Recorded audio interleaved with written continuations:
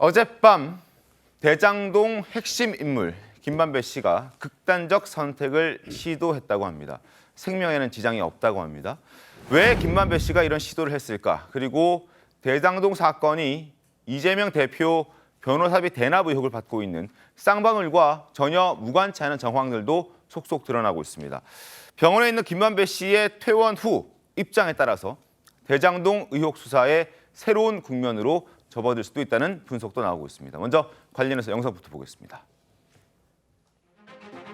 60대 분당 신도시를 딱 만드니까 지금 어떻게 됐습니까? 지금은 천당 위에 분당 아닙니까? 우리 안남도 나중에 한번 보십시오. 전국에서 돈사 들고 덤벼드는 부자 동네, 저 박성배가 이 손으로 꼭 한번 만들어 보겠습니다.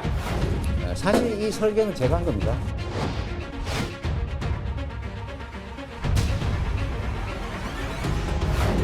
남대님하고는 거의 한 20년 가까이 됐어요.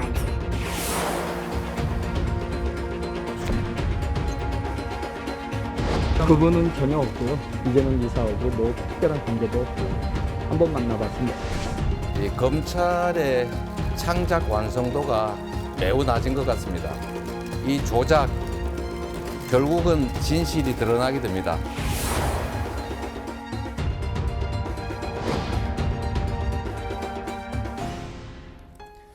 김만배 씨의 극단적인 선택 시도부터 살펴보겠습니다. 동아일보 함께 보시죠. 극단적인 선택을 시도했습니다. 어제 저녁 9시 50분쯤 자신의 차에서 수원시의 한 대학 인근 도로에 차를 세워놓고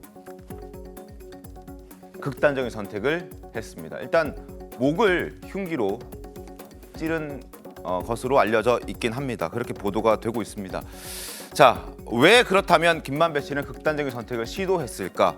일단 김 씨는 최근 검찰에 그의 주변 인사에 대한 대대적인 강제 수사를 진행했고 거기에 대해서 상당한 압박을 느꼈던 것으로 알려져 있습니다. 특히 전날 그의 20년 지기인 최 씨를 비롯해서 화천대유에서 금고지기 역할을 했던 공동대표 이모 대표가 체포된 것이 극단적 시도의 방아쇠가 된 것 아니냐는 분석이 나오고 있습니다. 그렇다면 이들이 왜 이렇게 중요한 인물이었길래 김만배 씨가 이런 시도까지 하게끔 만들었을까요?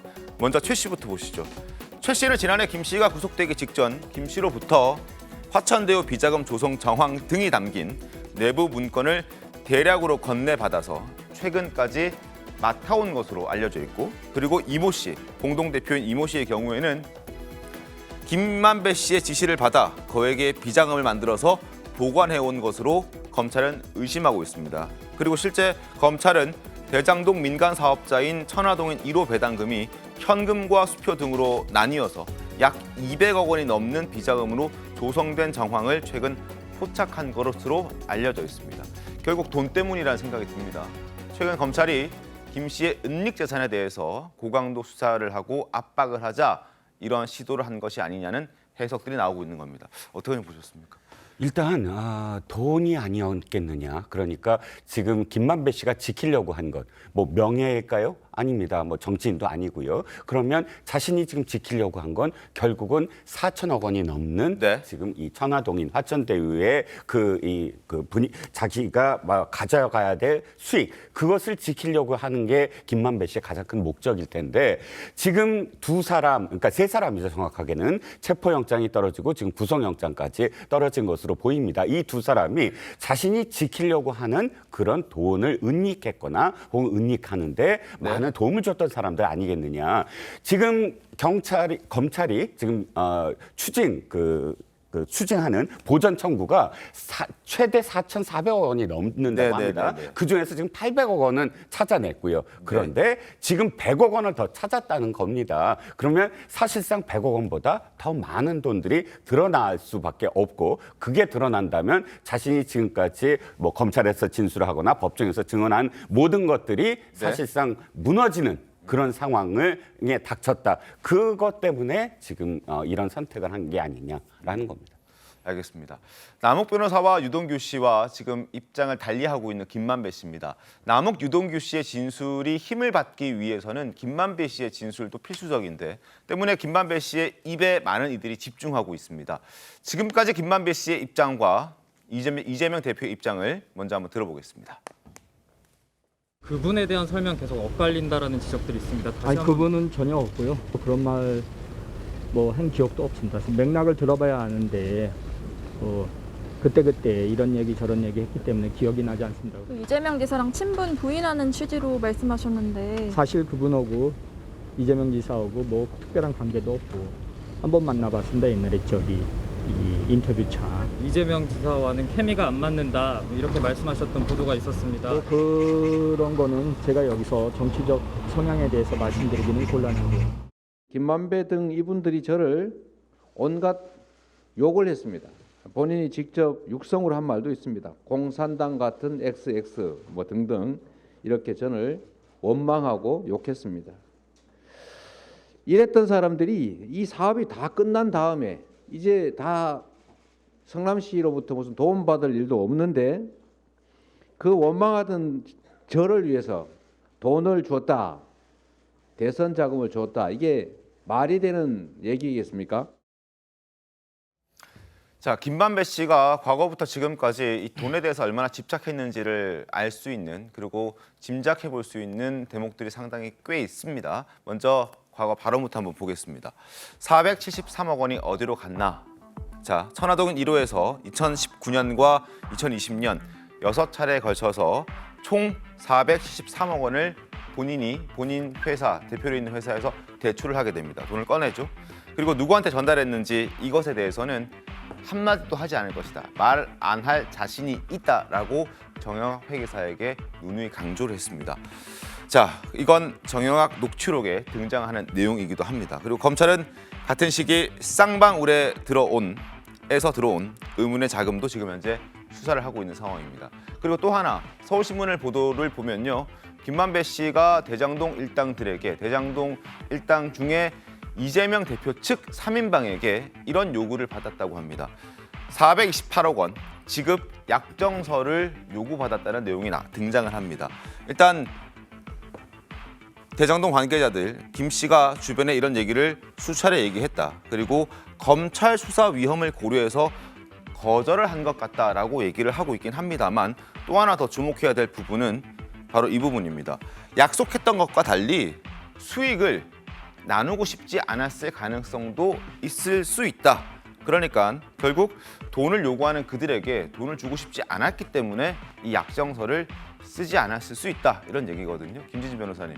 당시에 이 사업을 진행할 때는 사실 법적 대응까지 염두에 뒀을까 하는 생각도 들고 오히려 돈을 주고 싶지 않을 마음이 더 크지 않았을까 하는 생각도 있거든요. 어떻게 보십니까? 네, 맞습니다. 그러니까 앞서 나온 내용들하고 좀 종합을 해보면 네. 결국 그 당시, 그러니까 아까 좀 이 내용도 2015년인데 결국 이 당시에는 경제적인 이익에만 집중했던 것 같다. 이렇게 판단할 수가 있을 것 같아요. 왜냐하면 이 내용들을 조금 분석해서 보자면 이제 428억 지급 약정서를 요청했다. 그렇다면 법적으로 나중에 이런 문제가 될 수가 있습니다. 뇌물이든 아니면 뭐 지금 문제가 되던 업무상 배임이든 제일 중요한 게 결국에는 이제 대가성이라는 거거든요. 네. 대가성을 입증하는 게 제일 중요한데 그렇다면 상대방 측에서 어떤 특정 금액 428억이라는 구체적인 금액을 요구했다 하면은 이건 당연히 어떤 뭔가 특혜가 있고 이거에 대한 대가로서 뭐 428억 반대급부로 내놔라 하는 이 명확한 어떤 범죄가 성립하게 되는 이런 구체적 사실관계가 만들어지기 때문에 당시에 이제 이런 거를 생각했다고 한다면 아마 이런 돈 얘기가 오가지 않았을 확률이 높은데 오히려 지금 이런 상황에서 이 돈 문제만 가지고 집중했다 하는 그런 부분을 살필 수가 있는 거고 결국 당시에 어떤 형사법적인 문제에 대해서 집중했던 것 같지는 않습니다. 알겠습니다. 자, 그리고 지금 앞서도 말씀드렸듯이 김만배 씨의 입에 저희가 집중할 수밖에 없는 이유를 설명드렸습니다. 그리고 최근에 은닉 재산이 모조리 환수당할 위기에 처해졌고 그로 인해서 아마 극단적인 선택을 시도한 것으로 지금 많은 해석들이 나오고 있는데 만약에 퇴원 이후에 김만배 씨가 이제 돈도 다 뺏길 것 같고 그래서 입장을 바꿀 가능성은 어느 정도로 보십니까? 좀 있을 수 있다고 봐요. 그럴 가능성이. 지금까지 김만배 씨는 돈을 지키기 위해서 모든 행위를 했다고 보는데 지금 본인이 은닉한 어떤 재산에 관련해서도 거의 추적이 되고 있고 주변 인물에 대해서도 수사가 들어오고 네. 이런 상황에서 돈도 못 지킬 것 같다 하면 결국은 형량 줄이기로 가겠죠. 그래야 조금 남은 돈이라도 쓸 거 아닙니까? 네. 그렇다면은 검찰 수사에 좀 협조하면서 본인의 혐의를 조금 더 덜고 형량도 좀 줄이고 하는 방향으로 갈 수도 있는데 네. 아직까지는 글쎄 모르겠습니다. 얼마만큼 돈을 숨겨낸지 모르기 때문에 그 돈이라도 지키고자 하는 행동을 처음엔 하지 않을까. 근데 결국은 검찰 수사에 협조할 수밖에 없다. 저는 이렇게 봅니다. 박성준 의원님 어떻습니까? 근데 좀 그 어폐가 있잖아요. 돈을 지키기 위해서 극단적인 선택을 했다. 이게 말이 맞습니까? 돈을 지키기 위해서 오히려 더 법적에서 자기의 정당한 논리를 펴야 되겠죠. 그것은 그런 추정은 좀 맞지 않다고 보고요. 김만배 씨가 요즘에 다시 등장하잖아요. 우리가 대장동 관련된 수사가 쭉 진행됐을 때 네. 그동안에 김만배 씨는 이름도 거론이 안 됐어요. 김만배가 핵심 인물이기 때문에 조사를 해야 된다는 얘기를 했었는데 그동안의 검찰의 조사는 누구에게 있었습니까? 유동규라고 하는 사람을 통해서 그동안에 언론을 통해서 계속 보도가 나오지 않았어요? 그러다 유동규가 어느 날 사라져요. 왜 그러냐면 진술의 신뢰성과 신빙성이 없다 보니까 유동규가 어느 날 사라져요. 그러다 보니까 마지막에 얼마 전 며칠 전에는 자기가 직접 방송사를 찾아가서 인터뷰까지 않습니까? 그건 유동규가 그만큼 신뢰성을 잃었다는 증거가 그대로 스스로 자기가 입증하는 것 같고 두 번째는 남욱이 등장하지 않습니까? 남욱이 등장해서 남욱의 진술을 그대로 했는데 남욱에 대한 신뢰성이 또 떨어지는 거예요. 누구를 통해 떨어지냐면 김만배의 입을 통해서 유동규와 남욱의 진술이라는 것이 타당하지 않다라는 것이 김만배 입을 통해서 드러났단 말이에요. 그러니까 검찰은 어떻게 되냐면 다시 김만배를 조사할 수밖에 없는 것이죠. 김만배가 그동안에 검찰에 조사를 하지 않다가 요 근래 유동규와 남욱에 대한 그 진술이 이 김만배 입을 통해서 실질적으로 입증이 되지 않다 보니까 다시 김만배의 조사가 들어간 거 아니겠습니까? 김만배의 모든 것을 지금 조사하는 그런 흐름으로 지금 저는 수사가 진행되고 있지 않나 이렇게 보고 있습니다. 아니, 그게 아니고 김만배하고 남욱은 구속기간이 만료돼서 밖으로 나왔잖아요. 그동안 1년 가까이 구속이 돼 있었단 말입니다. 그래서 자유로운 활동을 할 수 없었고 구치소 안에서 있었기 때문에 검찰이 무슨 조사를 했는지 언론에 나오기가 어려운 환경이었고 지금은 밖에 나와 있기 때문에 남욱, 김만배, 유동규 다 지금 구속 상태가 아니에요. 그러니까 수사되는 상황이 다 드러나는 거지 그걸 순차적으로 검찰이 무슨 스토리 짜듯이 하듯이 하는 건 아니죠. 아니, 김만배 입에서 뭐가 나왔다 하면 검찰이 가만히 있었겠습니까?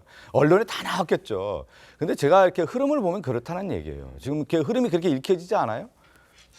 알겠습니다. 뭐 계속 좀 지켜보는 역할을 할 뿐인데 저희는 일단 저희가 김만배 씨의 극단적인 선택 시도를 말씀드렸고 그렇게 시도를 한 이유에 대해서 조금 설명을 해드렸습니다.